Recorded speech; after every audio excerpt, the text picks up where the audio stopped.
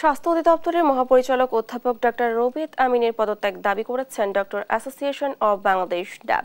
শনিবার জাতীয় প্রেস ক্লাবে আয়োজিত এক সংবাদ সম্মেলনে ড্যাব মহাসচিব ডক্টর মোহাম্মদ আব্দুস সালাম জানান, স্বৈরাচার বিরোধী আন্দোলনের বিপক্ষে যারা প্রকাশ্যে অংশ নিয়েছিলেন এবং যারা নানাভাবে আওয়ামী লীগ সরকারের সুবিধাভোগী তারাই বিভিন্ন জায়গায় নিয়োগ পাচ্ছে।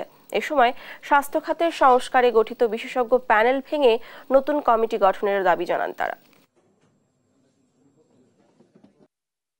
ফেসিবাদের দোসর ডাক্তার রুবেদ আমিন সহ অন্যান্য সুবিধাপ্রাপ্ত ফেসিবাদের দোসর যাদের স্বাস্থ্য প্রতিষ্ঠানের গুরুত্বপূর্ণ পদে নিয়োগ প্রদান করা হয়েছে তাদের নিয়োগ আদেশ বাতিল করতে হবে। স্বাস্থ্য মন্ত্রণালয়ের পক্ষ থেকে স্বাস্থ্য ব্যবস্থা ও চিকিৎসা সেবার কাঠামো শক্তিশালীকরণের জন্য গঠিত বিশেষজ্ঞ প্যানেল কমিটি অতি দ্রুত বাতিল করে ছাত্র জনতার আন্দোলনের সঙ্গে একত্রতা প্রকাশকারী চিকিৎসক সমাজের প্রতিনিধিত্ব রেখে কমিটি পুনর্গঠনের জোর দাবি জানাচ্ছি।